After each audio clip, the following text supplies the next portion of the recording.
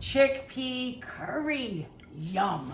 All I did was take 2 medium russet potatoes, just whatever potato you have on hand, any kind. If they're small and have papery skins, you don't even have to peel them.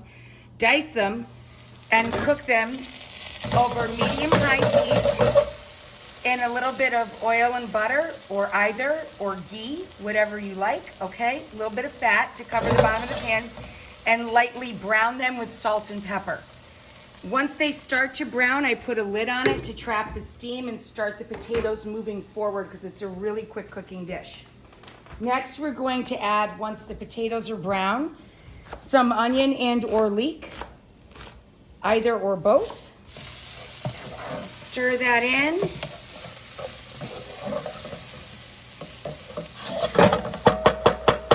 And now I'm going to trap that heat again so that we can let those onions melt. And I'm on medium to medium high now. Just dialed it back a hair. Now we're going to take chilies, red or green, fresh, or you can just add extra chili powder to your curry spice blend. Fresh chili. Give it a shake. Ginger and garlic can go in now because things are giving off their liquid in the pan. I peeled the ginger with the tip of my teaspoon, okay? And I've peeled back this much root. You want about 1 inch. And we're just going to thinly slice this into little matchsticks. You can grate it. You can use dried ground ginger, of course. And just like our rule with fresh herbs, if I'm using a tablespoon or 1 inch of fresh ginger, I would use a teaspoon of dried. Boop! Into the hot tub.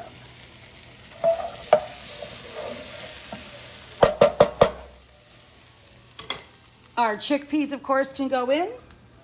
1 can of garbanzo. Boop. I'm just throwing in some sliced garlic, a few fat cloves. Boop. The fun part, curry. Now you can buy curry powder. When you buy curry powder, of course, in the grocery store or online, it is a blend of spices, okay? This is my homemade curry blend. I keep it in a tub for about 6 months, and when it gets to the bottom, look, we're gonna use the very last of it. When it gets to the bottom, I fill her back up. So we want about 3 tablespoons, 2.5 to 3 tablespoons of curry spice for our chickpea curry. All right? Give that a stir.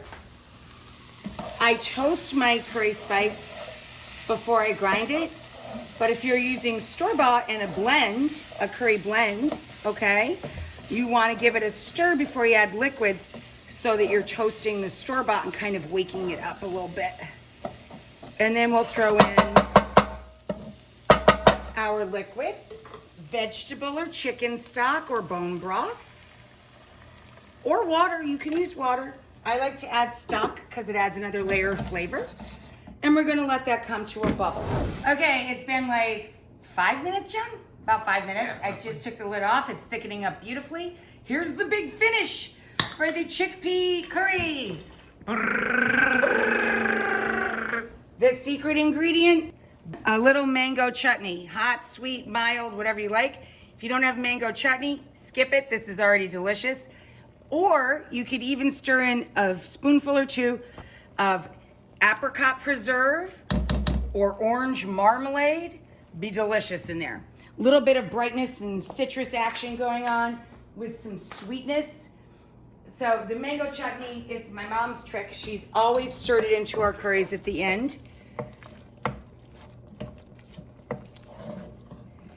And now, just because we have it in the fridge, I'm gonna throw a little cilantro on top, and that's it. You serve it right from the pan. If you have very heightened senses of taste, it is too strong. So like I said, don't use it. Who cares? It's still delicious. And that's it.